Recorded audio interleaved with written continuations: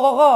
Oh, ini kokonya harusnya lu koko banyak. Zaman dulu orang mau bisnisnya legit, orang zaman sekarang mau cashnya di muka legit. Oke kok, gue pengen dive deep ke mungkin operasional ya. Maksud gue lebih nih. Kok menurut lo managing tim tuh sulit gak sih? Mungkin dari Kobili ya. Wah. Lihat nafas gue lah. Susah. Oke. Susah. Karena kenapa susah? Karena kita managing manusia kan. Dan manusia itu karakternya beda-beda. Jadi respon A ketika diberikan ke orang yang berbeda, responnya ada yang satu positif, ada yang satu negatif. Makanya sangat susah menurut gua managing people. Kita harus tahu karakter mereka, kita harus tahu background mereka, kita harus tahu nih orang perasaannya lebih dominan sama logiknya enggak, atau logiknya lebih dominan sama perasaannya enggak. Caranya beda. Jujur gua sendiri pun masih banyak banget salah gitu. So that's why sebenarnya mungkin ya menurut gua itu sangat penting juga ngelihat peran partner atau peran tim untuk melakukan kayak tegur atau segala macam. Kayak gua sama Theo ke tim perannya agak beda. Kalau misalkan orang yang butuh motivasi, butuh penyegaran rohani gitu itu sama Theo. Orang kalian berbeda ya kalau sama tim ya. Karena balik lagi ketika misalkan gua ngobrol sama one on one sama tim, kebanyakan mereka responnya kalau ngomong sama Kobili mengerikan katanya. Gue juga nggak ngerti kenapa. Kayak misalkan tiba-tiba bisa gua call nggak? Wah itu waduh, atau misalkan boleh ke ruangan gua nggak gitu. Orang-orang semua aduh gua salah apa ya gitu. Jadi makanya ketika dapat respon seperti itu, gue tahu mungkin fungsi gue untuk bagian menegur, untuk mungkin bagian yang lebih nggak enak gitu ya. Karena mungkin gue orangnya lebih logic person banget. Jadi yang cocok sama gue adalah orang-orang yang banyak menggunakan logiknya gitu. Jadi kalau misalkan ada treatment sama orang yang punya perasaan, yang semua punya perasaan sih, tapi yang dominan sama perasaannya gitu ya, itu jangan gue yang maju, bisa bahaya. Karena gue nggak mengerti dia nggak mengerti gue. Jadi nanti akan susah. Kan at the end kan tergantung tujuannya kan. Tujuan kita kan sebenarnya sama-sama baik, pengen bangun sesuatu di company yang lebih baik lagi gitu. Jadi ya itu sih menurut gue susah. Oke, kalau SDM di maksudnya company kalian berdua mostly di generasi apa sih? Milenial atau Gen Z tuh? Campuran sih. Oh, oke. Campuran. Ada yang tapi mostly Gen Z sih ya. Mostly Gen Z sih. Manage Gen Z tuh kayak apa sih? Kalau dari POV kalian. Nah, mungkin nambahin dulu yang tadi ya. Balik lagi kenapa sistemnya kayak gini, karena kita masih company kecil ya. Karyawan kita masih under 30. Mungkin kalau karyawannya udah 100, 200, apalagi kalau udah 1000, udah ngomongnya lebih ke sistem sama HR ya itu ya udah ya. Tapi karena ini masih under 30, ibaratnya kita semi HR ya Bill ya. Betul. Masih ya. Jadi makanya banyak interaksi one on one. Makanya tadi Billy bilang masih ada keruangan atau apa. Banyak personal touch-nya gitu. Nah, untuk Gen Z ini sebenarnya plus minus. Plusnya adalah menurut gue Gen Z sekarang tuh nggak kenal umur, tapi kredibilitas dan kapabilitas mereka tuh nggak keukur. Dulu misalnya, A bisa kerja sebagus ini. Itu mungkin bayangan gue baru bisa kayak gitu umurnya 27-28. Yeah. Sekarang ternyata 23 udah bisa kayak gitu. Itu gilanya Gen Z. Gitu. Banyak orang-orang di usia 22 yang capabilities-nya gue ngelihat mereka gila, jago banget, anjir udah kayak umur 28, kayak udah bertahun-tahun di bidangnya, udah bener-bener jago dan karakternya sangat berani. Berani pun plus minus ya. Gen Z itu orangnya vokal banget. Berani menyuarakan apa yang mereka pikirkan. Jadi kalau aspirasinya bagus bisa diambil bagus, kalau komplainannya juga tidak semua orang bisa menerimanya dengan baik karena tidak mudah gitu ya. Mereka sangat terbuka. Kalau zaman dulu kita masuk kantor ketemu orang yang lebih tua, head kita senior, kita mana berani langsung komplain. Kalau Gen Z mah sikat aja, mau ada yang punya company juga ngomong aja. Langsung depan muka langsung ngomong gitu loh. Nah itu kan tergantung kedewasaan kita manage gitu. Tapi on the other way menurut gua, on the other hand tuh Gen Z itu lebih ke driven by inspiration, motivation, sama appreciation.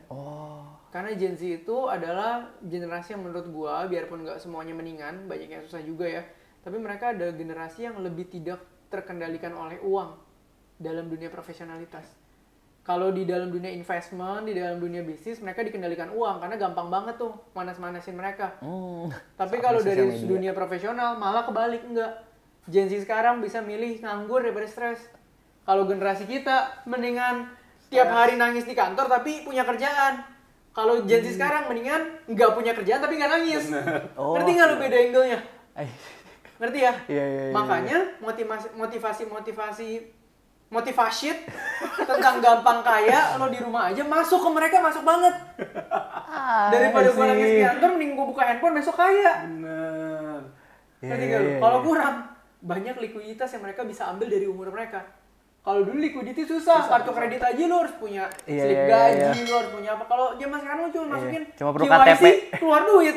Iya, instan sekali ya. Instan banget, jadi terlalu beda. Cuman modal foto pakai KTP kan cair duitnya, biarpun udah dipotong bunga duluan ya. Cuman maksud gue, ngerti ya? Sebeda itu. Even gue pernah ketemu HR-nya Migas yang udah 40 tahun dia bilang, ada anak umur 25 kompeten banget saya promosikan. Resign dia. Why? Resign karena dipromosikan. Kenapa kok? Karena job desk-nya setelah dipromosikan, biarpun gajinya naik 1,75 kali lipat, dia bisa terancam kurang tidur dan dia mundur karena dia takut bergadang. Kalau zaman kita, Sikat. nggak apa-apa nggak tidur, yang penting promosi. Betul. Jiwa fighting Naik itu. 1,7 kali. Iya, Wow. kapan lagi gaji naik Hampir 1,7 2x ya. kali, gue nggak tidur nggak apa-apa dah, hajar dulu. Kalau Gen Z bisa beda nih.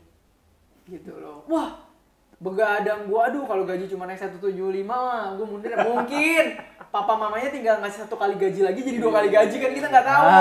Iya. Yang penting sehat. Nggak ada yang salah, nggak ada yang benar ya. Cuman kasih tahu ini perspektif yang beda. Itu mungkin Gen Z bercukupan ya. Mungkin. Mungkin. Kalau Gen Z sandwich gen agak kayaknya mentalnya milenial kali. Paling healing lah, kan punya duit healing lagi. Kita dia restart lagi gitu. Kayak lu. Aduh. Oke. Kok ngomongin soal hiring nih ya. Menurut lo wise gak sih misalkan kita hiring teman sendiri even though dia itu bagus gitu? Gak bagus aja pernah hiring teman sendiri. Pernah. Oh, itu dark side-nya apa tuh kalau hiring teman sendiri? Oke, dark side-nya adalah lu bisa merusak pertemanan lu. Jadi sebetulnya kalau ditanya sekarang ya, karena gue udah punya pengalaman, better hiring teman atau bukan? Menurut gue bukan. Karena akan ada sesuatu hal yang dikorbankan kalau tidak cocok. Kalau cocok, bagus. Pertemanan lu jalan, kerjaan lu jalan. Tapi kan di dalam bisnis, apalagi ini ya, dia bawahan kita kan. Iya. Itu akan sangat susah. Karena biasanya kita berteman kan itu Setara. setara. Iya. Nah sekarang itu jadi tidak setara di kantor gitu. Bagaimana dia memperlakukan lu memperlakukan dia, itu akan sangat susah. Bagaimana lu menegur dia, ya kan, dia kasih masukan ke gua gimana, itu akan sangat susah. Jadi kalau seandainya misalkan lu punya teman capable banget, lu lihat, lu mau hiring, lu pikir 2 kali.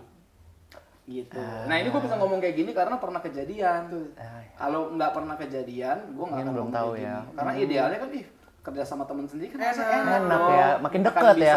Makin deket, bisa buka-bukaan apa adanya karena kan dia udah kenal gue. Tapi ternyata tidak seindah itu. Nah, itu pelajaran penting. Kalau di company kalian turnover-nya tinggi gak sih?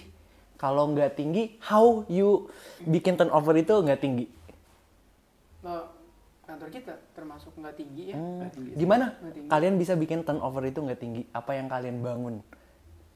Kalau ditanya apa yang kita bangun, kita nggak tahu. Mungkin harus tanya ke timnya langsung ya. Tapi dari yang gue lihat sih mereka juga nggak senang-senang amat ya kerja sama kita. Kerjaannya banyak, mereka pusing tiap hari malam. Tapi mereka masih di sini ya, gue nggak tahu. Mungkin bisa ditanya ke mereka. Cuman prinsip yang kita berusaha adopsi dan terapkan di sini adalah ya kita berusaha maksimal ya, biarpun mungkin nggak akan bisa ideal, tapi berusaha jadi leader yang mau denger sih. Jadi kesusahannya apa, biarpun solusinya nggak bisa langsung ya H+1 gitu, nggak bisa, tapi kita mendengarkan, menilai, dan ketika memang oh ya ini butuh bantuan seperti ini atau butuh solusi seperti ini, kita langsung mengarah ke sana.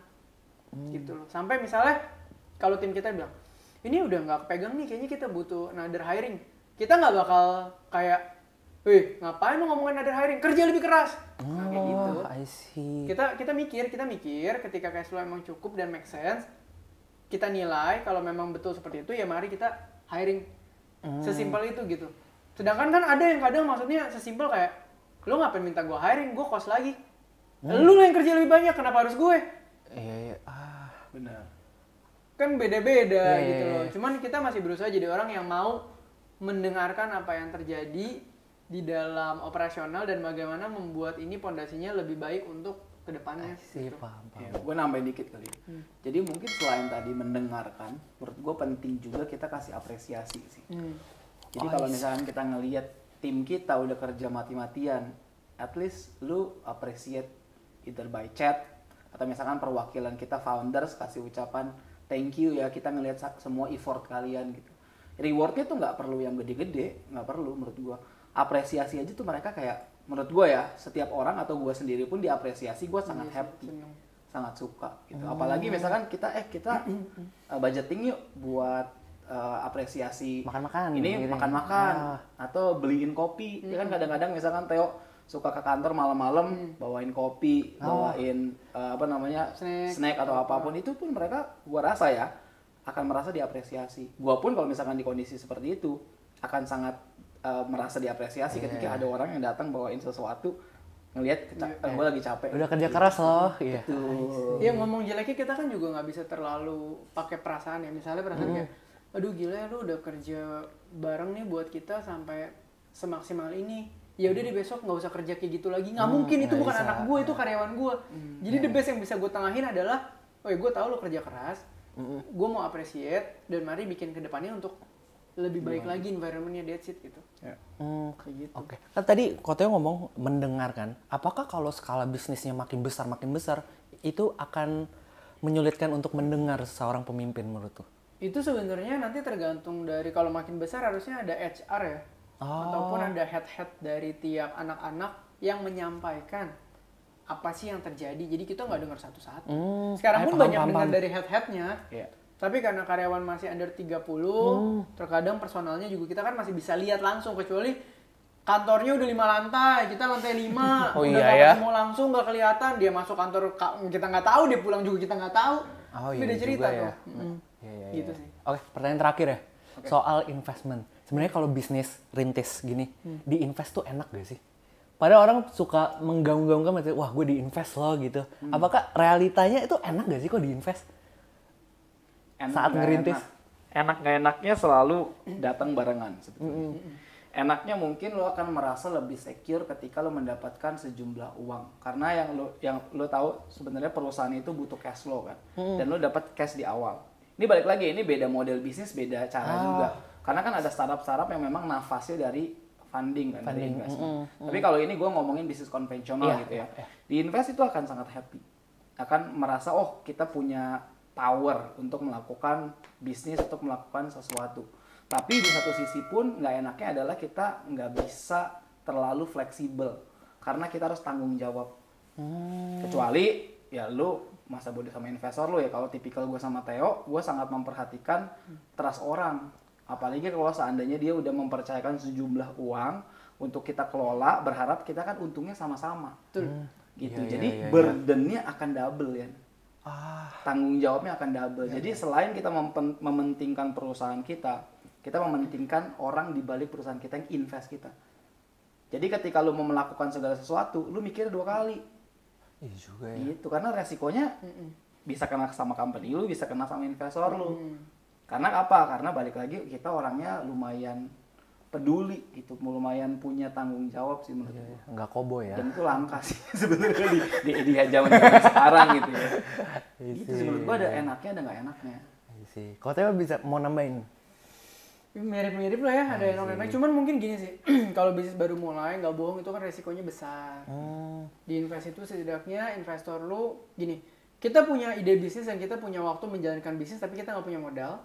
Ada orang punya uang, nggak tahu mau taruh di mana. Ini kan sebenarnya mutual. Oh iya. Bener nggak? Tapi kita harus sadar investment ada yang berhasil dan ada yang tidak berhasil.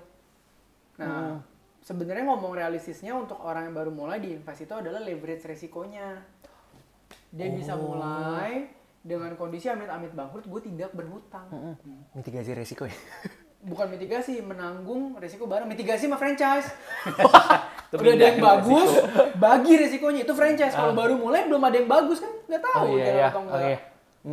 Cuman resikonya ditanggung bareng. Yang satu keluarnya tenaga dan waktu, yang satu keluarnya modal. Capital. Capital, gitu. I see. Udah itu aja kok pertanyaan hari ini. Siap. Udah ngebul. Semoga apa yang disampaikan hari ini tentang realita bisnis ini bisa membantu teman-teman semua.